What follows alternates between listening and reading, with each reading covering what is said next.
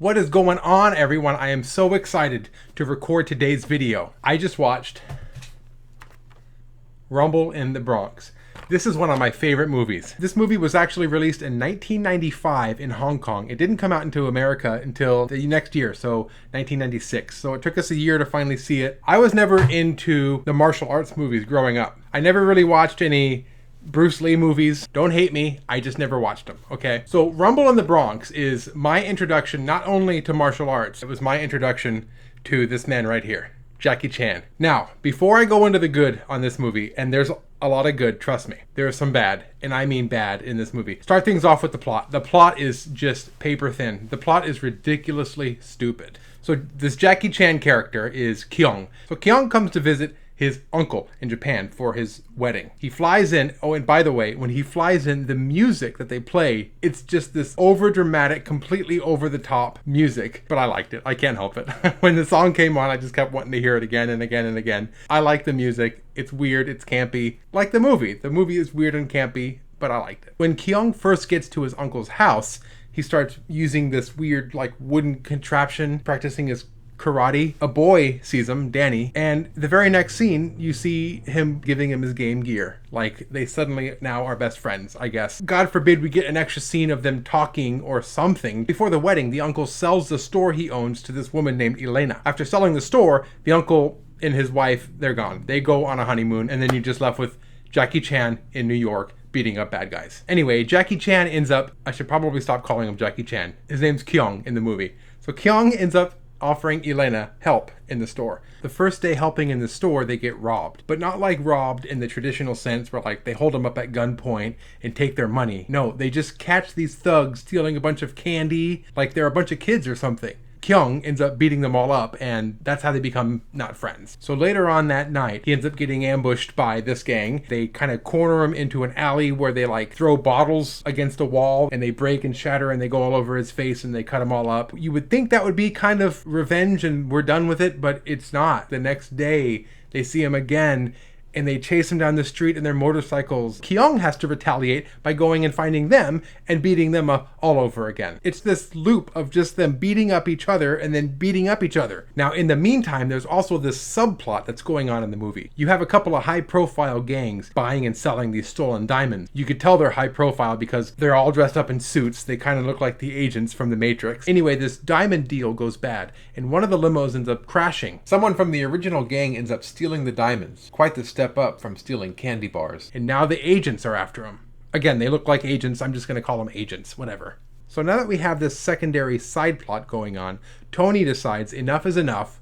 We're going to stop fighting Kyung and we're going to be friends. Just in time for them to join forces and fight against the agents. So Kyung goes after the agents and chases them onto a hovercraft. And I think it's the only time a hovercraft's ever been used in an action movie, because every single time you see like a side character or you hear like a police radio, they're all saying like, look, it's a hovercraft. It's a hovercraft. A hovercraft. Oh my gosh, a hovercraft. Every single character is only there to tell the audience that yes, that's in fact a hovercraft. Just in case you didn't know what a hovercraft was. And that's the movie. I know, it's a terrible plot. I did leave some stuff out. Kyung's love interest in the movie is Danny's older sister, Nancy. Nancy also happens to be the girlfriend of the gang leader who wants to beat up Kyung, and for some reason, everybody's okay with this by the end of the movie.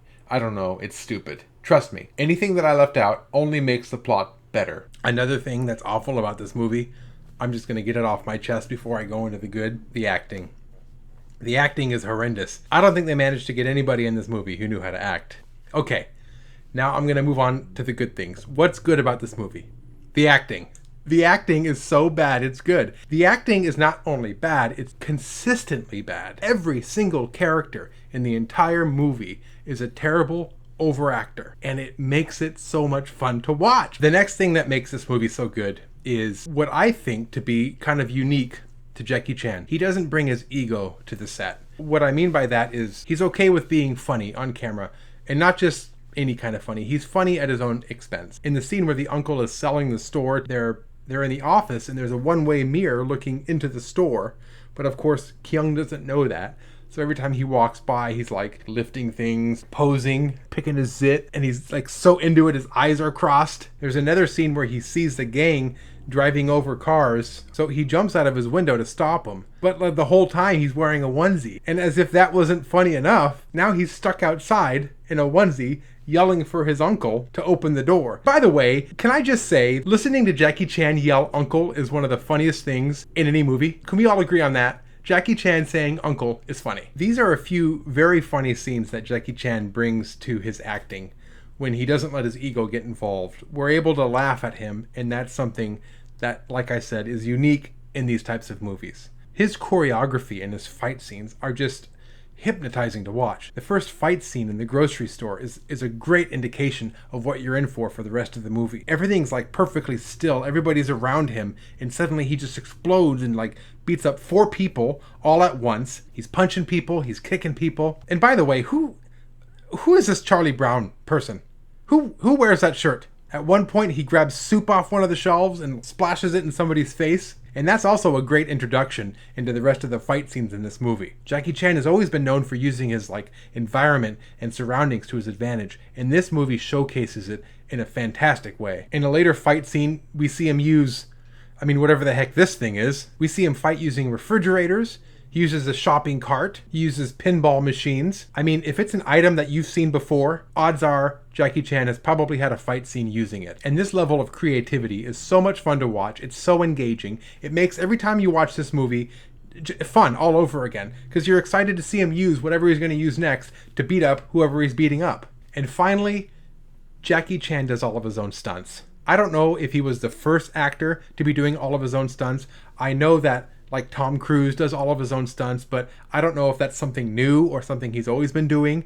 I just know that Jackie Chan is the first person that I've ever seen do all of his own stunts. From stupid, simple things like sliding down a ladder in a onesie to jumping off of a rooftop to get to the next building. And look at these shots. I paused this movie and I looked. I don't see any strings or anything holding him up. If there is, comment and let me know. This looks like a legit jump done by Jackie Chan from one building to another with no wires. There's a great shot of Jackie Chan hopping over a fence. These motorcycles crash into the fence, knocking him onto a car and onto the ground. And because Jackie Chan is doing all of his own stunts himself, you get to see the close-ups and the reactions, making the action so much more authentic and exciting.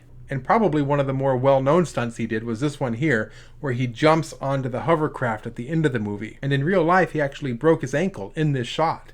And I'm not saying I want every action star to do their own stunts and go break their ankles, but there's a certain amount of just adrenaline and focus that the camera can't pick up on if it's a stunt double. If it's a stunt double, they're going to film it in a way where you can't see the actor's face, or it's from a distance. When it's the actual actor doing the stunt, you can get those close-ups and you can see the reactions, and the reactions are Jackie Chan and they are real. It makes all the action sequences worth watching again and again. It makes you excited for the action sequences going into it, and when it's not the action sequences, that over-the-top acting, it makes it also funny to watch. So the movie's kind of funny and exciting all the way through, thanks to its charm and charisma that you get from this new actor that nobody's ever heard of, that is willing to make fun of himself and is willing to get hurt in his movies. And it just makes it, I gotta tell you, what can I say?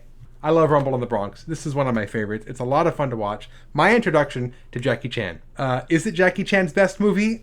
Seeing how this one has so much nostalgia to it, I watched it as a kid. I still watch it as an adult. I'm willing to say maybe it is my favorite Jackie Chan movie. So what do you think? Is Rumble in the Bronx Jackie Chan's best movie? Is it worth seeing actors do their own stunts at the risk of them getting hurt themselves? Do you want to see more action stars do their own stunts? Leave a comment. Let me know. Give me a thumbs up. Subscribe. Until next time, keep watching movies.